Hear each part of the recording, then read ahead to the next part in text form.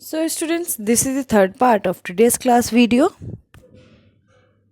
So, अभी हमने first and second part में water cycle and distribution of water bodies पढ़ लिया. Now move on ocean circulation कि ओशियन का कैसे सर्कुलेशन होता है, ओशियन कैसे किन किन तरह से काम करता है, हम उसको समझते हैं. सबसे पहले March 22 is celebrated as World Water Day when the need to conserve water is reinforced in different way. जब वाटर का डिफरेंट तरीके से यूज़ किया जाने लगा, उसको कंजर्व किया जाने लगा, तो इसी ही चीज़ को अप्रिशिएट करने के लिए 22 मार्च में हम वर्ल्ड वाटर डे सेलिब्रेट करते हैं. और इस दिन हम वाटर को कंजर्व भी करते हैं और लोगों को एजुकेट करते हैं, अवेयर करते हैं कि हमें अपने वाटर को किस तरह कंजर्व करना चाहिए, क्योंकि वाटर हमारे पास फ्रेश वाटर बहुत कम है. ठीक. Now ocean circulation. There is something magical about walking bare feet on the seashore. The wet sand on the beach, the cool breeze and the seabird, the smell of the salt in the air and music of the wave. Everything is so fantastic, unlike the calm water of pond and lake. Ocean water keep moving continuously. It is never still. The movement that occur in ocean can be broadly categorized as wave, tide and current. देखो, अगर हम बात करें ocean की, तो ocean एक ऐसा place है बेटा, मतलब एक ऐसा जगह है जहाँ पे समुद्री इलाके, जिसको मैं बोलूँ सिंपल हिंदी में समुद्री इलाके, एक ऐसी जगह है जहाँ पर रेत की हल्की सी खनन आवाज़ आती है.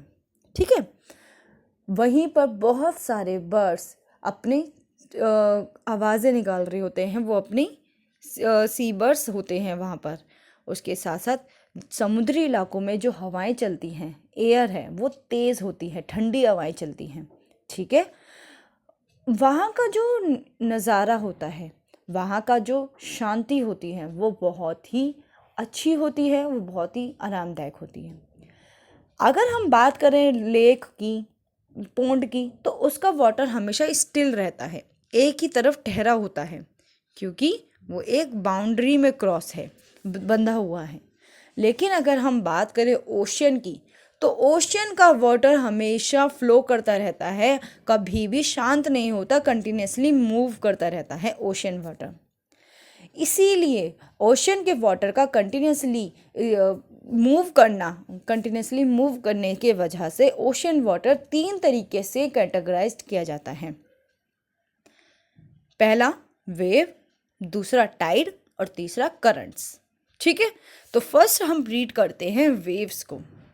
वेव्स किसे कहते हैं? ठीक है. वेव्स, देखो, अगर वेव की बात करें तो आपने कभी मतलब अगर हम वेव की कहें तो जैसे एक बकेट में आप पानी भरिए. ठीक है. उसमें उसके ऊपर कोई भी हल्की चीज़ डाल दीजिए. ठीक है. जो पानी के अंदर डूबे ना, वो पानी के ऊपर तैरें, तो वो अधिकतर फ्लो कैसे करेगी? वो ऐसे ऐसे फ्लो करेगी, इस टाइप से, है ना. तो ये होती है एक वेव, लहरें. ठीक है. हमारे ओशियन में जो वाटर होता है वो भी इसी तरह, वो भी ऐसे ही वेव्स बनाता है. Waves are formed when wind scarp across the ocean surface. Waves तभी बनती हैं जब जो विंड है, तेज़ हवाएं हैं, वो हमारे ओशन के सरफेस से होती हुई गुजरती हैं. और जितनी तेज़ हवा होती है उतना ही बिगर वेव बनता है. जितनी तेज़ हवा हो, हवा की फ़्लो जिस तरफ होती है, वेव्स की भी फ़्लो उसी तरफ रहती है, और हमेशा वेव्स उसी ही तरह से बनेगी जितनी तेज़ हवा होगी. अगर हवा मंदी है, अगर हवा धीमी धीमी बह रही है, तो वेव्स की भी गति धीमी धीमी होगी. लेकिन अगर हवा फ़्लो में तेज़ है तो वेव्स भी तेज़ बनेंगी. तो ये विंड के ऊपर डिपेंड करता है कि वेव्स किस तरह बन पाती हैं. When the water on the surface of the ocean rises and fall alternatively, they are called waves. जब सरफेस का, ओशन के सरफेस का जो वाटर है वो रेज एंड फॉल होता है, वो ऊपर जाता है, नीचे आता है, ऊपर जाता है और फिर नीचे आता है, और ये फॉर्म हमेशा कंटिन्यूसली चलती रहती है, तो इसे हम वेव कहते हैं. During a storm the wind blowing at very high speed from huge wave. जब आंधी तूफान आते हैं तो उस समय विंड बहुत तेज हो जाती है, उसके वजह से बड़े बड़े वेव्स भी बनते हैं और ये एक डिसास्टर की ओर बढ़ जाती हैं। वेव्स एक डिसास्टर का रूप ले लेती हैं।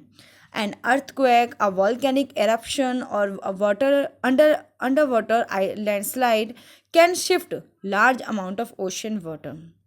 जब हमारे हमारे अर्थ में अर्थक्वेक आता है या वोल्केनिक इरप्शन होता है या लैंडस्लाइड्स होती हैं तो उसके वजह से हमारे वेव्स में मूवमेंट तेज हो जाती है और यही मूवमेंट के तेज होने के वजह से ये ह्यूज टाइडल वेव्स एक सुनामी का नाम ले लेती हैं, एक सुनामी बन जाती हैं, जिससे एक डिसास्टर फैलने का खतरा बन जाता है। That may be as high 15 metre is form. किसी भी वेव को सुनामी तब कहा जाता है जब उसकी जो हाइट है वो 15 मीटर लंबी होती है। इस form the largest tsunami ever measured was 150 metre. अब तक आज तक जो भी हम वेव्स की लार्जेस्ट हाइट देख पाए हैं वो 150 मीटर हुई है। These waves travel at the speed more than 700 kilometre per hour.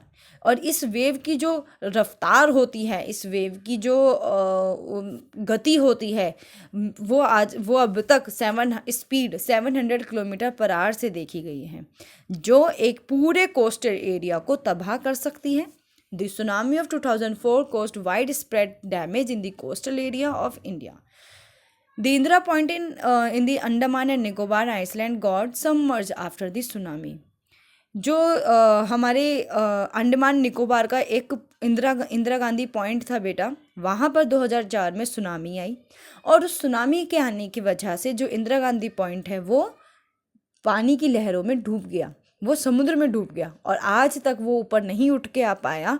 तो इस तरह से जो वेव्स है वो जितनी शांत हमें दिखती हैं उतनी ही वो डिसास्टर का भी रूप ले सकती हैं। ठीक है, यहाँ पे एक स्टोरी भी समझाई गई है, मतलब कि किस तरह से सुनामी हुई थी, वो मतलब पूरी यहाँ पे एक न्यूज़ स्टोरी समझाई गई है। चलो आज के क्लास में बस हम इतना ही रीड करेंगे, नेक्स्ट क्लास में हम इसके आगे का समझेंगे। ठीक है, सो आप सभी का काम है, जहाँ तक मैंने रीड किया वहाँ तक आप सभी रीड करना। ठीक है, और चैप्टर को समझने की कोशिश करना। अगर चैप्टर नहीं समझ आता तो पूछ लेना। Okay, thank you students. And अपने जो सिविक्स का चैप्टर नंबर 5 है, women change the world, copy में करने के बाद उसको लर्न करना शुरू कर देना, क्योंकि आपके PT3 भी होने वाले हैं। ठीक है, थैंक यू स्टूडेंट्स।